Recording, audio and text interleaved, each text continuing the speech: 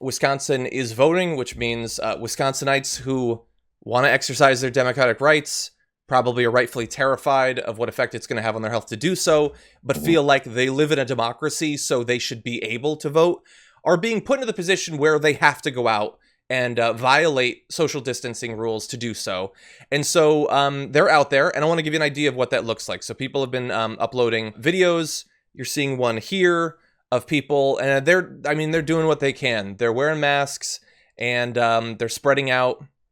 But still, like, that's still far more contact than you want to have. And you can see this video here. Those people are far less spread out. Like it looks like they're trying to space them a bit, but with the cones, I guess. But You know, I hate to be the cones don't extend as far as the line goes, of course, because as we've seen, I was at CVS a week or two ago, and in line for a prescription, and there was these markers, right?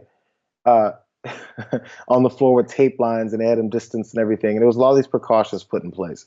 And people don't always follow those things. And then, you know, if someone says, hey, can you please check the line? See, there's a blue line right there. Can you step to that next section? People aren't going to like that either. There's been confrontations. There's been arguments. There's been disruptions. There's been people that we had stories of guys that were arrested for saying they had it and sneezing on someone at like a pharmacy location because the worker said, hey, could you step back, please, sir? And he didn't like that because he felt it was rude. So those things are going to happen. It's human interactions, especially when everyone is on edge, upset. I guarantee you a large majority of people don't want to be there right then. Oh, totally. So, so a lot of tension and a lot of energies are going to be, negative energy is going to be exchanged. And I don't want to predict it, but it's not going to end well in other ways either. Yeah, like if you still somehow have faith in humanity, just try to get humans to line up for something. It's impossible. You can't do it. You can get to the moon. You can't get humans to line up. And especially when like those spacers, which I've been to the supermarket, they have those spacers. There's, 8 of them and there's 50 people in line. So you do the math on that and the math comes up with you having coronavirus. So I want to show one more of these videos. So we've got this showing how long this line is. Well, they have the cones all the way through this one. And at least they thought, they didn't picture it to the parking lot. They pictured only to the sides of the building. Which again, it's still going, bro. It's not even the poll workers' fault. Whoever organized this, what are they supposed to do? Exactly. Just in case people were wondering, if we're getting on the poll workers for not putting the spacers out correctly or crowd control appropriately enough. Yeah. What are they supposed to do? Like this line got formed around 2 different blocks. However that got formed, who knows? Maybe the voters in line said, hey, I guess we'll wrap this way now. Maybe. Because the cones don't go that far. Yeah, people, and they're spacing as much as they can. To give you an idea of how long that line is, I'm in it. Like, it stretches here. And so, like, I feel so bad for them because I got to vote, and you know what I did to vote? I walked into the place that I voted, and yeah, there were some concerns about coronavirus, but it wasn't nearly as common as it is now. I had the ability, the privilege to be able to vote and be relatively sure that it wasn't going to kill me. Is it so much to ask that in the most advanced, wealthy democracy in the history of our planet, that everyone should get that right?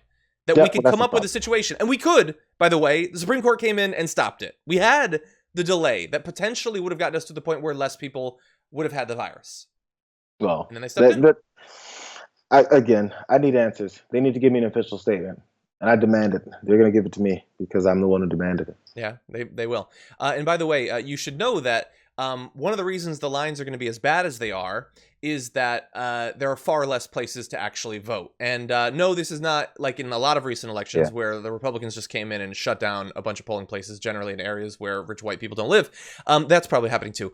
But what's happening here is in Milwaukee, I'm reading that there were 5 open out of 180 due to a worker shortage.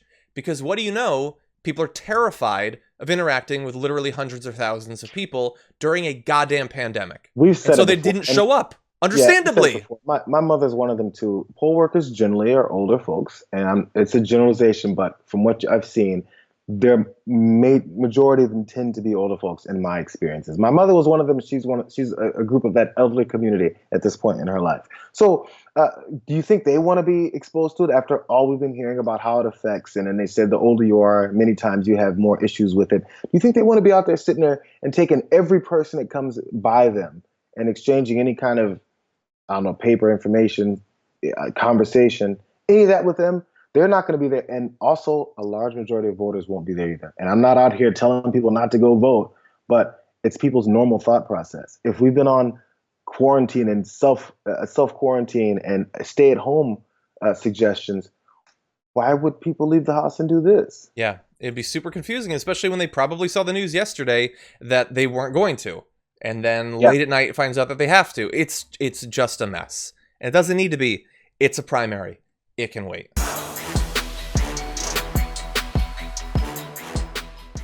Check out the Damage Report podcast each day, wherever you get your podcasts, whether Pocket Casts or Stitcher or iTunes. You can join me as I give you the news and stories you want, with a range of co-hosts and interview guests jumping in on the fun each day. Again, that's the Damage Report, wherever you get your podcasts. And if you get them at iTunes, don't forget to rate and review. Sometimes I'll read them live on the show.